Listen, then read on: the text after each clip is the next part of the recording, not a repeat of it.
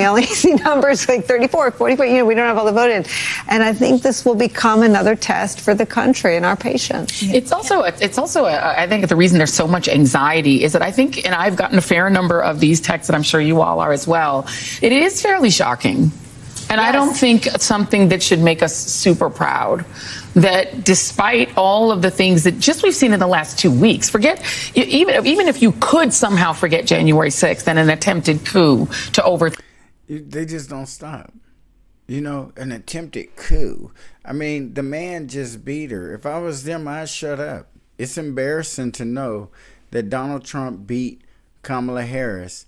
And they just keep piling on the shit as much as they can think of to make him seem worse and worse and worse, which doesn't make her look any better. They ought to be able to figure that out at least by now.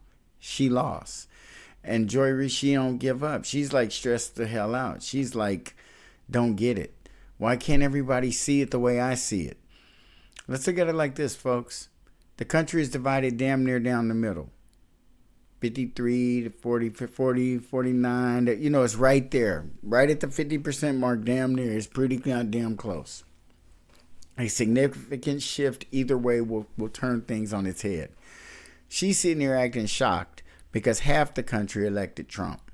But if half the country had elected Kamala, it would have been okay. Oh yeah, we're in a good moral place. Because it's just, if the man is that bad, and that's just how I have to say, for my own clarity, is if he's that bad, why is he beat her? Not about to say polling shit. Why did he win? He won. There ain't no polling no more. He was beating her in the polls. It was obvious that it was going to happen because Kamala doesn't have a base, and the Democratic Party dreamed up her run. They knew she could never run like a regular candidate in a primary and win, so they shoved her in there. And they thought we'd buy it. And a great deal of us did. That's the part that scares me. She's worried about Trump. Trump went through the primary. Trump is a legitimate candidate. And what, in some people's eyes, Kamala isn't.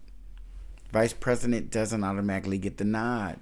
He could have, when he decided to step down, say someone else. And nothing we could have done about it because that would have been his pick. I guess he did it with Kamala. Just a vice president is there if the president dies. I think we all know that. But Joy Reid, I just had to see her face before we close the book and turn the page and don't go back on Kamala Harris. Throw the country, even if you could forget taking classified documents and hiding them in your bathroom, even if you could set aside, which is very hard to set aside, an adjudication of sexual abuse against a woman and then 24 other allegations. And I mean, everybody else on the panel is probably equally as upset. But this lady acts like there's some last minute voting that's going to take place. And her little plea there is fall upon somebody somewhere who's gonna go vote. It's not. That just becomes delusional. You gotta let it go. It is what it is, you guys. The season is over. It's like the game has ended. We can't be still tripping on it no more. Now we have another phase of the political system that we're going to get into, and that's going to be the transition from Biden to Trump. Which is going to be really, man, it went the other way. And now you got to get that shit back. Get them keys back. Give me that. Get out of here. But it's the way America wanted it. Hopefully it's what America can deal with. We're about to make this happen. Hopefully everybody has an idea and a plan. And we're going to see what direction this country goes in. We got, mad things going on. Real bad things going on in the world right now. So Trump's got a lot on his plate. I just also wanted to bring up the gentleman, Alan Lichtman, a very respected presidential predictor. I never thought much of the guy, but he came out with his prediction this time, and as most of you know, it was for Kamala Harris. And I went against that immediately, and more out of emotion. And then I started doing some stats and some real close paying attention and common sense. And I'm really shocked that Kamala Harris got as many votes as she did get.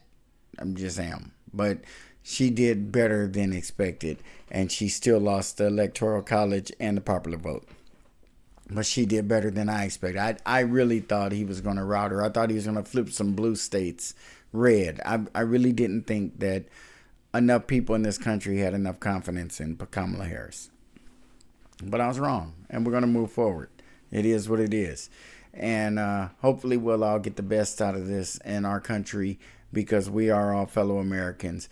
Can not heal, because it's never going to heal, but just evolve into a better place. It's always going to be this kind of stuff going on, but it's how we respond to it, and that we don't let people like MSNBC and Joy Reid turn us into enemies, because you'd hate somebody listening to this lady. She'd drive you nuts. You know, Jeffrey Epstein saying it was his best friend. Like, you name it. You just think about just the last 2 weeks and the things that Donald Trump has said into the TV that people could hear him say and do. The vulgarity in front of families with young children, and the threats to do mass deportation and start violent. But sneaking into a country illegally that's an illegal act. And to deport someone doesn't make you a bad guy. It doesn't make you a mean person. I'm just saying, what a horrible excuse. Trump has done a lot of things. She probably could have used better excuses, but the Democrats are going to have to change their stance on immigration, because I don't think that the constituency is with them. And they're going to lose a lot of folks on that. That border alone might have been the deciding factor, because I think if Kamala didn't do anything good on the whole campaign, she did and it's very sad to say this, but she did an excellent job at covering up and ignoring the war, to the point of where it seemed like, other than the people who are, you know, doing the sit-ins and the demonstrations, and who are actually connecting and paying attention to that in real time, she kind of, in my opinion, kind of drowned out the war and Ukraine. You know, made you stop thinking about it, because she didn't talk about it. But it just shows that those are major issues that probably should have been discussed, and she lost. So maybe had she addressed them differently or more frequently, there would have been a different outcome. It's pretty crazy, you know.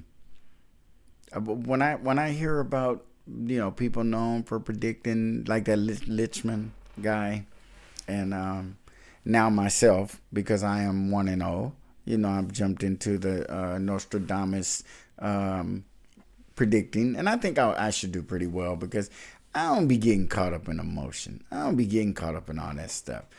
I look at what the character of that person is like. And the sad part about it, in I think it comes down to character in almost every race, but there are times the bad guy wins, and I think I could sniff that out too. But Kamala didn't win this time because of her character. She was totally inundated with just bad stuff, and it was just seeping out, or you could see it. And I was like, nah, there's no way this woman is going to win. I didn't know by how much, but I thought that the country would be able to see that, and they did.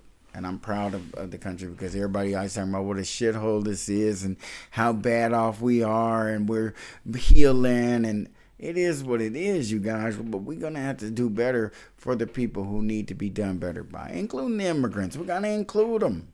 They're opening the door and letting these people in, and then Trump talking about deporting them. I mean, damn. It's like, we really need to figure this out, you guys, in the right way. And it might happen this time. They have a majority in the Senate, the Republicans, and they have the presidency. Let's see what they can get going and make something happen, you know, without it getting any worse than it is. But, you know, you guys, we've been through it. I got a lot of material that I got to get working on for Trump. He's got his 2-month grace period, and then he'll be in there in the hot seat. And we all got to, you know, keep his feet to the fire, you guys, and no gloating and celebrating and dancing in the streets. We need to get down to work. It's a lot that need to be done. All the things that we wished Kamala had campaigned on, Republicans never do. So we have to get some things straight with them. If, I guess, the black male percentage doubled as far as support for Trump. So if that's going to continue or anything like that, you're going to have to start paying us some attention, Republican Party. But with that, folks, like, share, comment, and please subscribe, and I'll see you on the next.